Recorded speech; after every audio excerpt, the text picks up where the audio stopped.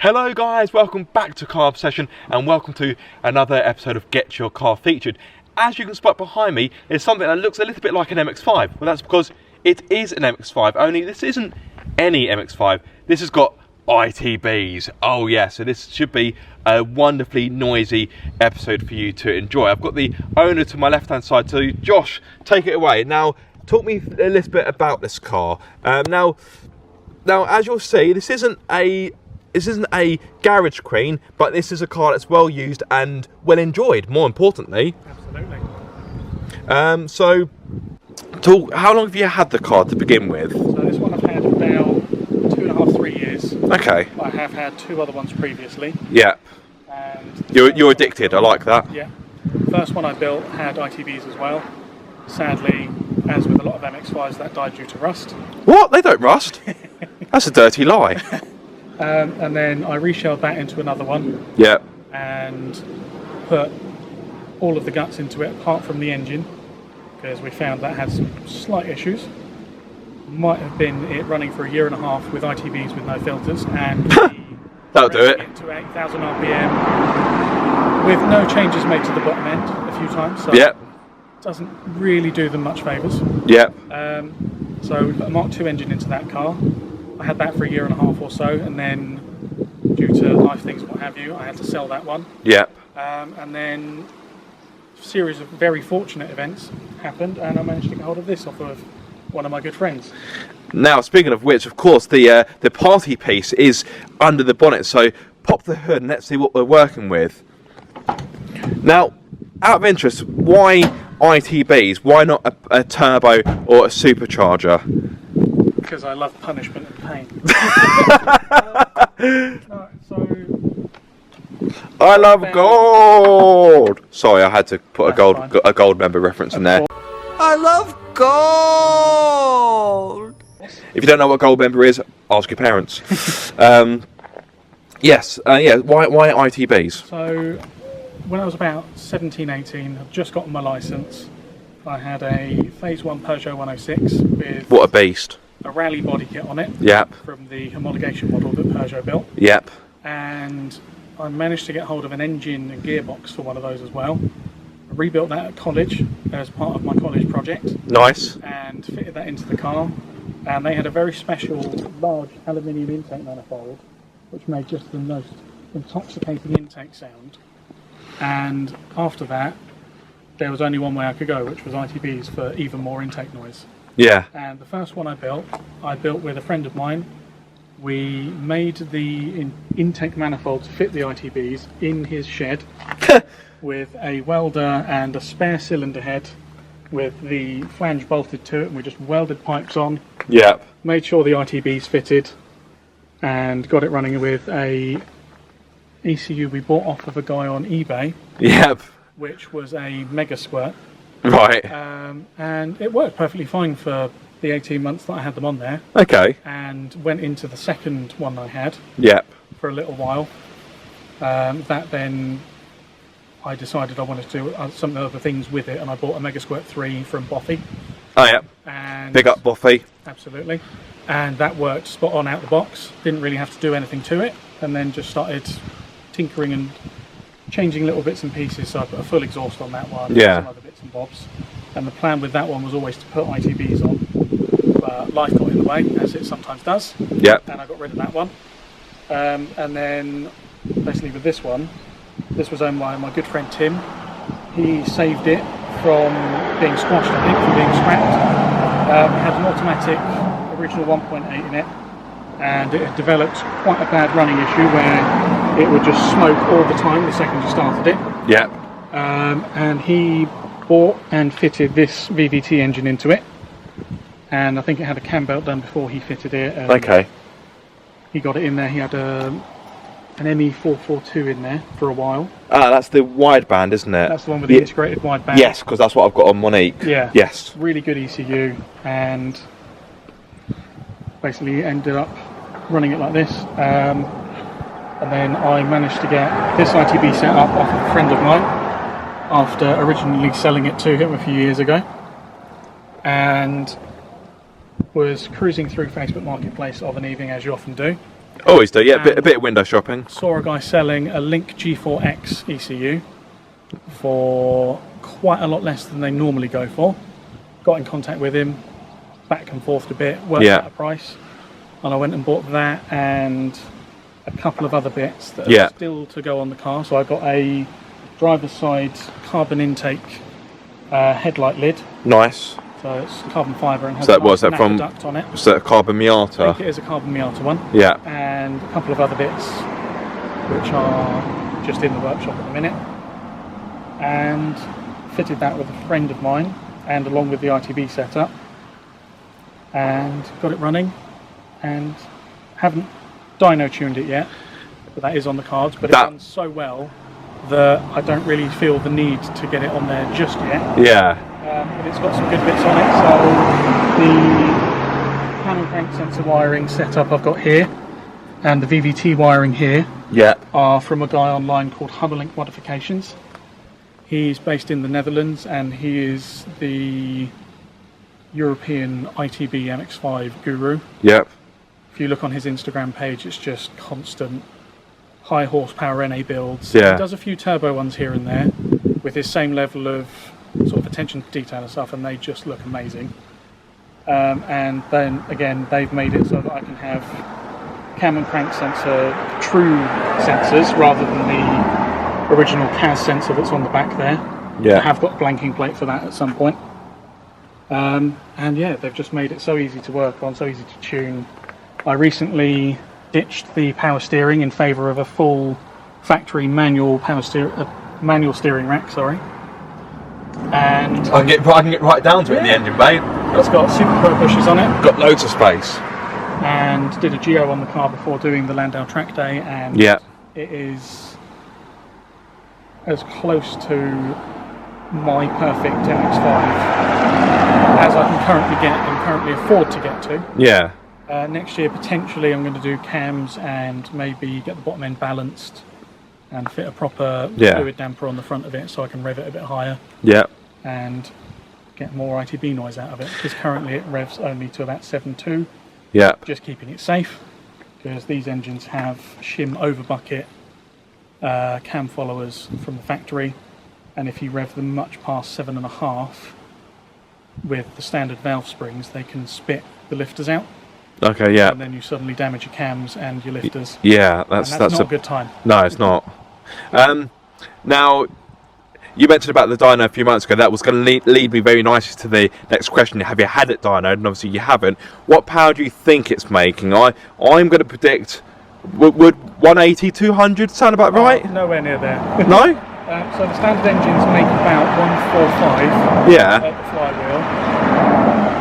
I reckon it's around that, maybe one or two more with the breathing modifications you got with the ITBs and the maximum. I thought the ITBs would have added a bit more power than that.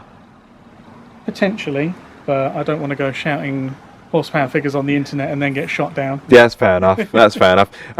Right, well, it's all good and well us standing at this wonderfully gold rocker cover and the engine. I think it's about time to actually fire it up and go for a drive.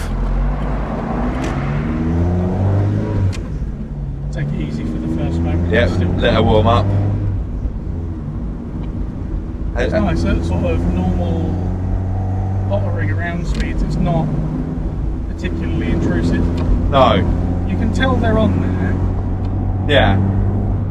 It's definitely a really nice thrum. It almost sounds like a classic car, doesn't it? Yeah. I get guys in petrol stations asking if it's got weathers on it. Yeah. And most of the time I'll just say yes. Because it's easier to say yes than go, well actually no, it's got this good. Well, I think you'll find it's got a... You come off like an adenoid. Yeah. Well actually, I've got this, it's better than Weber's because... But, it's horses for courses really. See guys with properly set up Weber's on their cars and they run absolutely brilliantly. Yeah. It's just this I can chop and change the tune by plugging in a laptop. Yeah. Whereas they have to pop out some jets and change those. Yeah. I'll be back in a bit, darling. I need to tinker with the Webbers. But it is a great noise. It is. It really is.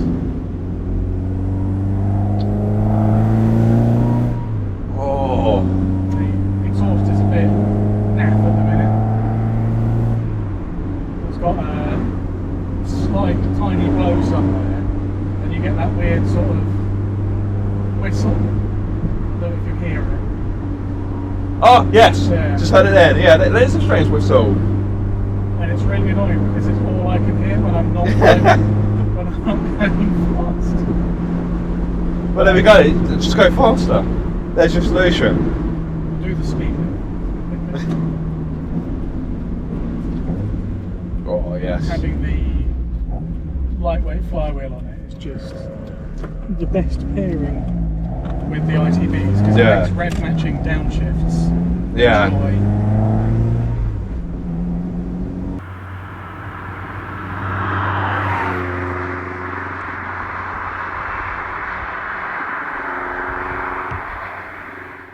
So I imagine an ITB setup is quite reliable. I doubt there's that much to really go wrong with it.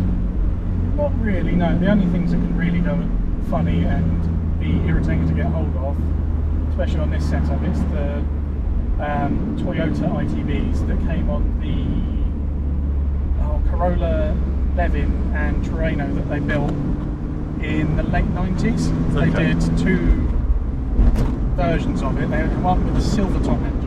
Yeah. And that had 42mm ITBs as standard. And then they did a later one which was the black top, which is what I've got, which are 45mm ITBs. Yeah. And the only thing that could go wrong on this really is the throttle position sensor. Yeah. Which shouldn't do because it's a Toyota part. Yeah. But I have seen a couple of guys have issues with it. And they're somewhat difficult to get hold of because it's quite a niche car. It was a Japan-only model. A few made it out, and obviously a few of the ITB setups made it out. Yeah. But it is interesting to get hold of. It can be either direct from Japan, or if you can find one second-hand from somebody in the UK. Yeah. Quite a few went to Ireland, I think, as well. Same with a lot of the Corollas and that sort of stuff in that era. So they had a massive import boom in the 90s, and I think early 2000s as well. Yeah. And why do you think there aren't more ITB MX-5s on the road? Is it just a case of they bang for your buck in regards to outlay compared to the potential, well not potential, but the somewhat conservative power gains, to put it politely? I think so. I mean, even sort of low boost setups, you can make 200 horsepower, and in one of these cars it's like the perfect amount of power where everything stays reliable. Yeah. And it's a lot faster. Yeah. And doing ITBs, you kind of get a lot of intake noise. Yeah, of course. Some might argue slightly better throttle response, although with modern ECUs and modern tuning capabilities, you can get a turbo setup throttle response as good as, if not better, if you're running a bit of anti-lag on them. Yeah. But I purely did it because the sound of ITBs makes me smile. Yeah.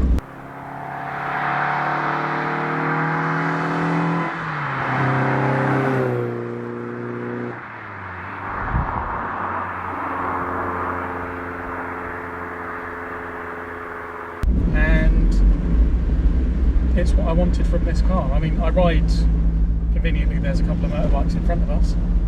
I have a full bike licence, and I've got a couple of motorbikes at home that if I want to go and do a track day and go quite fast, I can take one of those and go and do that instead. Yeah.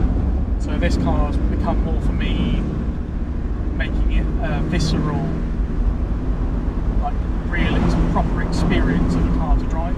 Yeah. And ITBs are what I wanted to do that with. And you mentioned earlier when we were walking about that this is pretty much your perfect MX-5. Yeah. So for it to be your perfect MX-5, what would you want to add to it, or perhaps take away? I think in future, maybe next year, if I can save the money up, I'd want to do a set of cams in the VVT engine. Yeah. And get the bottom end balanced and fit a boundary do the pump. They do a set of billet oil pump gears, because the standard oil pump gears in MX-5s are made of a material that likes to shatter over certain RPMs because of the harmonics of the crank, basically. Okay, yeah. And I'd pair the pump and stuff with either an ATI super damper or a fluid damper, which are an aftermarket crank damper pulley that are better suited for higher RPMs. Because at the minute I rev this to about 7.2, and my old one, which I mentioned earlier, Yeah. I used to rev that to 8, which Blimey. isn't the best idea on the standard bottom end, but it Yeah. would do it, because I wasn't doing it all day every day. Yeah. And that had a set of Mazda speed cams in it, and that would make power round to the red light, and it wouldn't really fall off. Yeah. And having that sort of RPM capability in an MX-5 is good fun. Yeah, it is. I've seen a couple of guys in the UK and stateside do serious ITB builds, and just being able to bring it out to 8,000 RPM or above just sounds like great fun to me. Well, it kind of almost puts you into the realms of a Honda S2000, for example, Yeah. with the VTEC, of course. Yeah.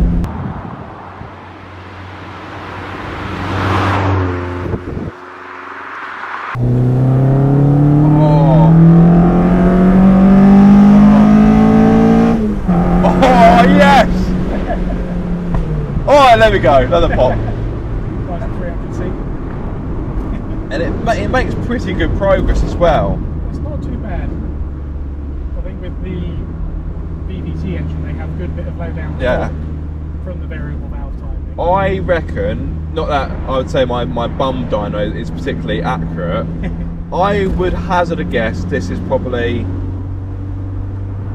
160, 165? Do you reckon that sounds about right? I think, yeah, around 160 crank Yeah.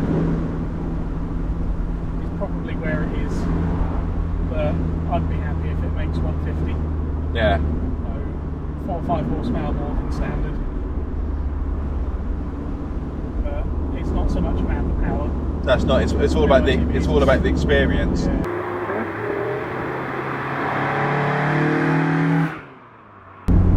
So you got the lightweight firewall. Is it original clutch, standard clutch? It's a standard XCB clutch. Oh, okay, yeah. So it's nice and drivable. Yeah. I kind of, although it's my own car, I wanted to build this one so that anyone could just jump in it and have a go. Yeah. Because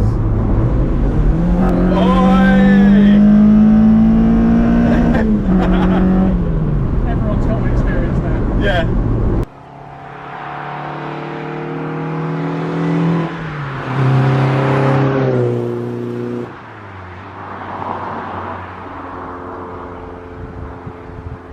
As you would expect, the throttle response is lovely. Just, I mean, just your just your toenail growing is enough to get it to Go off up the create a road. bit of urgency, as it were. Yeah.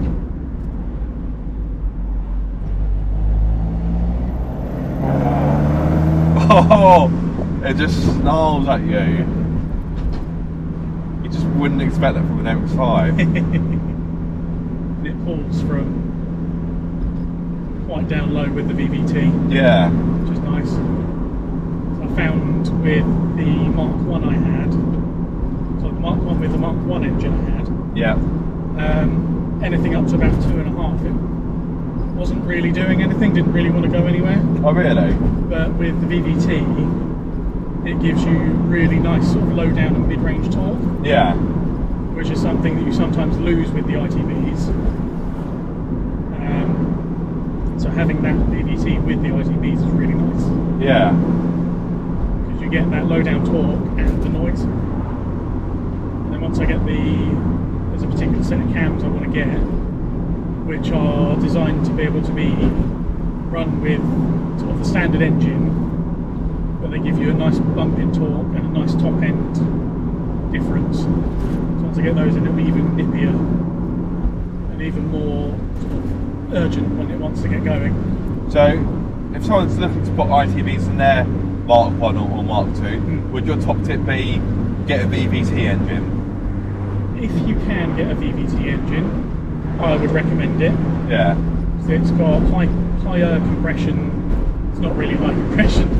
It's got higher compression than the Mark 1 engine, and I think it's about a quarter of a point of compression higher than the Mark 2 engine. Yeah. But having the VVT on it, having that ability to bump up your mid-range torque and also retard the cam up top to give you even more power is really nice, and especially with the ITBs. It means you can just get the best power band spread possible without having forced induction. Yeah. And as you'll soon see, it's a very intoxicating noise once you get up it. Oh, it is. We are about to go into another 30 now, unfortunately. I think after this we go back into Caterham. Well, for the rev matching, you barely need to tickle the accelerator. It almost, when you're not used to it like you are at the moment, you can almost go past where the match would be. Yeah. Oh! Oh!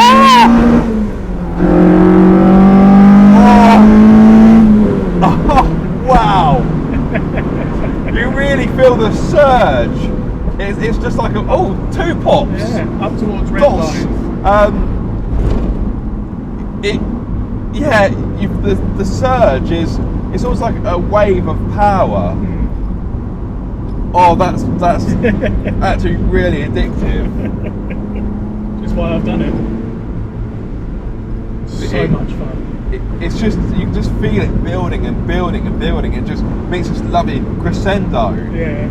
Oh, that is glorious. And as you found, you hit the limiter because it just feels like it wants to carry on going. Yeah. It does want to keep going. Like, no, don't stop me now. Yeah. So I think maybe next year, once I've got it set up with the engine in cams and what have you, I'll have to get you back over. Yeah. Have a go with it when it revs to 8. Yeah. Get me back for a take 2. Yeah. Oh. It's just the best noise. Oh, that is glorious. That's proper mechanical engine noise, proper induction. Such a good noise. So much fun, and it fits the character of the MX-5 really well, I find. It does, and the great thing is you can enjoy that noise without doing stupid speeds. Yeah. Have fun within the right confines of the speed. Exactly, and that's one of the great things about the MX-5. Granted, I know mine's pushing out somewhat silly power. A little bit more than mine. But one of the joys of the MX-5 is that you can use the majority of its power the majority of the time. From a fitting point of view, how easy or difficult is it to do? Is it quite simplistic? So the way that I've set mine up, it took me a little while to do because I was being very particular with how I wanted it to look in the engine bay. Yeah. And even now I'm not quite happy with the way it looks because it's quite busy on the intake side. But if you were doing, say, an ITB swap yourself on a different car, it's kind of as simple as removing the factory intake manifold, fitting the ITBs, and then the things you've got to sort of sort out are throttle cable and ideally a vacuum block, because with the ITBs you lose the plenum for the vacuum for things like your brake servo and fuel pressure regulator and your map sensor on the ECU. Yeah. So you get a little vacuum block which you run the 4 ITBs to. You run a feed off of them to on the manifold side, run them to that so it develops a vacuum, and then you can run your brake booster to it, the fuel pressure regulator, and to the map sensor if you're running one. Yeah. And then setting that up is relatively easy, and then with ITBs you have to go standalone ECU because the factory ECU is designed for a MAF sensor, so mass airflow. Yeah. Which, with doing turbo setups and superchargers, there is a way of setting it so that you can run that in front of the turbo or the supercharger intake. Yeah. And still run the factory ECU, which has been done in the past. Like the very early Jackson Racing superchargers came with a sort of fuel cut defender chip that you'd wire in to the MAF, and it would basically trick it into throwing in more fuel to keep it safe. Yeah. But with ITBs you can't do that unless you were to run a plenum on the ITBs on the sort of trumpet side and then run that round to the math. Yeah. But then you kind of lose the point of the ITBs, which is to have that intake noise. But I say that in racing applications, they'll run a plenum down to the front of the car with a massive intake on it for the ITBs to get maximum power and maximum cold air in as much as they can. Yeah. Whereas the setup I've got is more compromised in that sense because you're not getting as direct a cold air feed. But the trade-off of that is I get the nice intake noise at full volume, as it were. Yeah. Whereas if you No, were to run, don't go. Well, they were sensible. Whereas if I was to run the plenum with an intake down to the front, you'd lose a bit of the volume, but then you'd gain in cold air being drawn in more consistently, so you'd end up with better power, better torque more of the time. Yeah. But I like intake noise. Yeah, So I run it like this. Thing is, you haven't done this for the power, have you? You've done it more for the emotive side of things, how it makes you feel. Definitely. You're not too fussed about power gains. It's all about gains in enjoyment. Yeah, enjoyment, and driving pleasure. And as much you can measure power, you can't measure enjoyment. Can't measure smiles per gallon. No.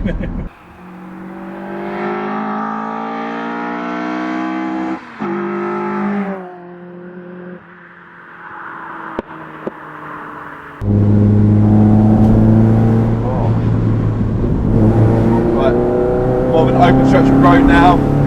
I can barely hear myself talk.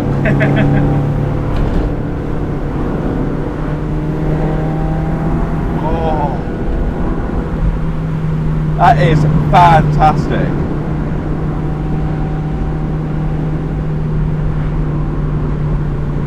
And the steering feels so nice and positive with it being a manual setup. Yeah. That's what I wanted from it.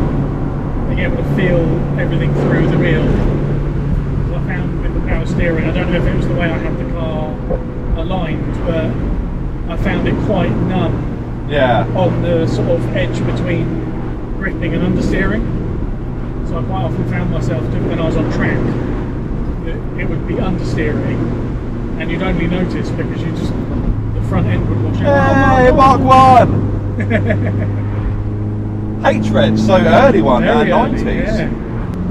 That's been such a wonderful experience. It's a completely different experience to a turbocharged or a supercharged MX-5.